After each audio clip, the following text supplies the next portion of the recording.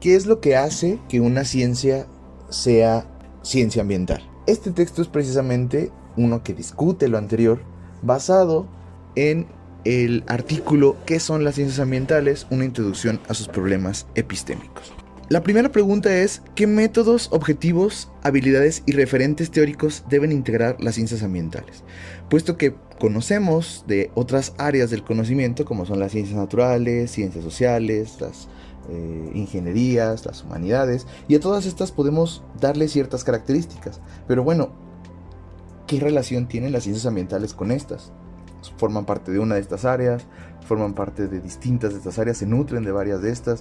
Estas preguntas son algunas que surgen tras el surgimiento de las ciencias ambientales, que por cierto surgen alrededor de los 60 del siglo pasado.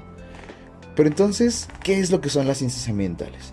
Bueno, una de las metáforas de su surgimiento es precisamente la creación de nuevos deportes. Si quisiéramos combinar, por ejemplo, el básquetbol con el fútbol, tendríamos que prestar atención a qué son las características en común que tienen, pero también tenemos que considerar las modalidades de juego que son diferentes entre cada uno de estos deportes. Pues, por ejemplo, tienen diferente número de integrantes, el material no es el mismo, el material del balón, el balón no es el mismo, el material del balón no es el mismo, no son las mismas reglas, hay acciones que son válidas en uno, que son inválidas en el otro, y esto supone diferencias para poder generar la combinación entre el fútbol y el básquetbol. E incluso si combináramos este nuevo deporte que estuviéramos generando, no solamente entre dos, sino entre otras disciplinas, tendríamos más conflictos y decisiones sobre qué elementos habrían de permanecer y cuáles tendríamos que quitar. Ahora el asunto es por qué querríamos realizar esta combinación entre deportes. Pues puede ser porque creemos que combinar estas disciplinas en una sola permitiría desarrollar habilidades en un único esfuerzo y de forma íntegra. Posiblemente resultaría en un deporte mucho más completo que incluiría la agilidad del básquetbol, los reflejos del tenis, la estrategia del ajedrez, la fortaleza del fútbol americano, entre otras habilidades. Entonces, ¿cómo sería en la práctica hacer este deporte? ¿Cómo podríamos combinar en una única disciplina las reglas y condiciones encontradas en estos deportes? Y si así fuera, ¿cuáles habríamos de escoger? Decía un profesor: en realidad, cuando surgen las ciencias ambientales, no surge un nuevo deporte, surgen las Olimpiadas. Pues lo que sucede es que la formación de los científicos ambientales es variada y no solamente retoma a ciencias naturales específicas, sino a diversas ciencias naturales e incluso ingenierías, pero también hace uso de ciencias sociales y en algunos casos de humanidades. Para muestra, podemos ver que los objetivos del desarrollo sostenible no se remiten únicamente ni se limitan a lo naturalista. Entonces las ciencias naturales, si bien son vitales para la comprensión del funcionamiento de los ecosistemas, las ciencias sociales permiten elucidar el origen de los problemas que son inducidos o generados por los seres humanos en estos ecosistemas y buscar soluciones más apropiadas. Por lo tanto, ambos tipos de ciencias son necesarias para poder abordar lo que llamamos problemas ambientales, pues al fin y al cabo estos problemas tienen raíces profundas en la sociedad. Entonces, en ese artículo lo que hacemos es partir de una definición que es la que presenta Páez Osuna de las ciencias ambientales y llegar a otra diferente. ¿Por qué? Porque la definición que genera Páez Osuna sería caracterizada como una definición dualista, mientras que la que llevamos es a una sistémica. Páez Osuna define a las ciencias ambientales como el conjunto de las disciplinas científicas que se requieren para entender y manejar el ambiente natural y las muchas interacciones entre sus componentes físicos, químicos y biológicos. Transformamos esta definición de entrada porque creemos que decir ambiente natural excluye el ambiente en general, ¿no? El ambiente no es solamente ambiente natural.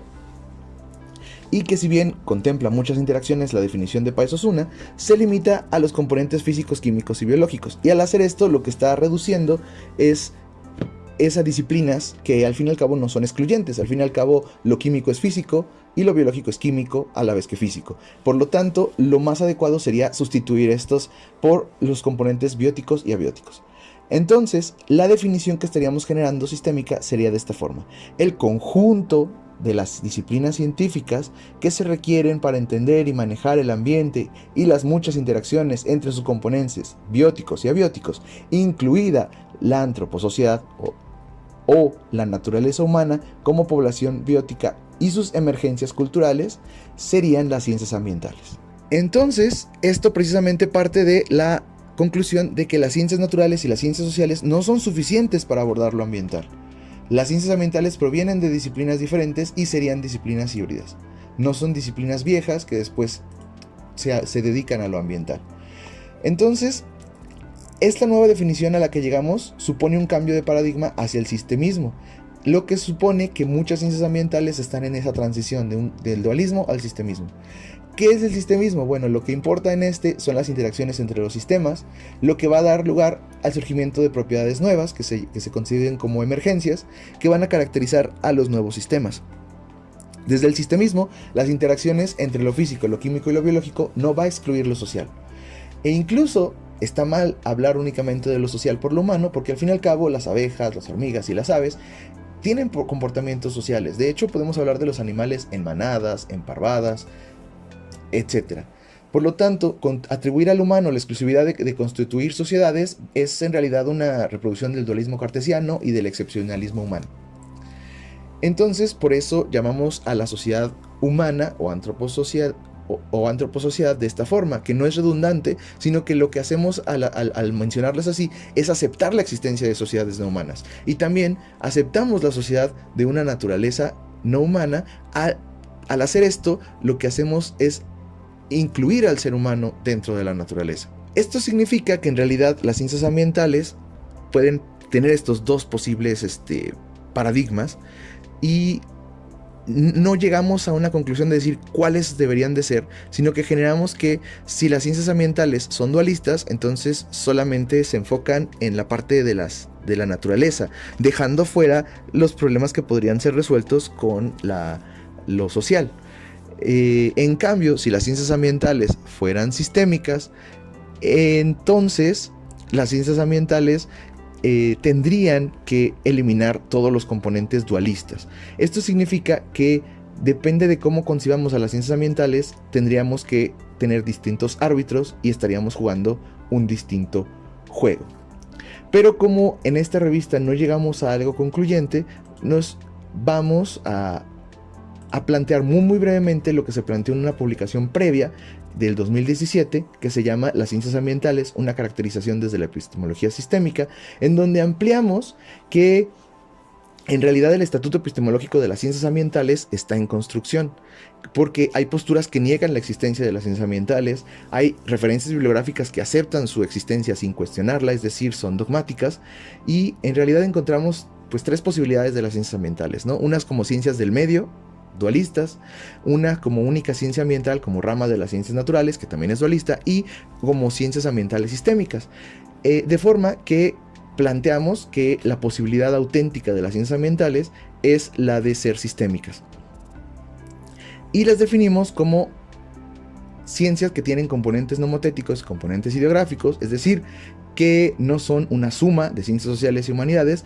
sino que establecen una síntesis de ciencias sociales y humanidades a través de una tercera cultura propuesta por Charles Percy Snow, que son interdisciplinarias entre ciencias sociales, ciencias naturales, entre ingenierías y humanidades, que va a investigar la problemática ambiental como una interrelación entre sociedad y naturaleza, que va a estudiar los problemas ambientales como aquellos procesos y acciones que van a poner en riesgo al sistema socioecológico de salir del equilibrio inestable propio de la negentropía que hace posible la vida para entrar al equilibrio estable propio de la dispersión entrópica de la energía, que en los sistemas vivos implica la muerte. Esto significa que va a dejar de lado la matriz dogmática, la matriz mecanicista y disyuntiva propia de las ciencias modernas para poder establecerse fuera de estas y generar un nuevo paradigma, es decir, el paradigma sistémico. De esta forma, las ciencias ambientales tendrían una verdadera viabilidad para atender de una mejor forma los problemas ambientales que existen en nuestra compleja realidad actual. Pues si fueran ciencias dualistas, no tendrían todas las herramientas como para poder abordar los problemas ambientales en toda su complejidad. Se limitarían a la perspectiva o multidisciplinaria o plenamente unidisciplinaria de la ciencia moderna y no permitirían generar la incidencia necesaria para poder atacar la raíz de los problemas ambientales que están en una relación abusiva entre la sociedad y la naturaleza.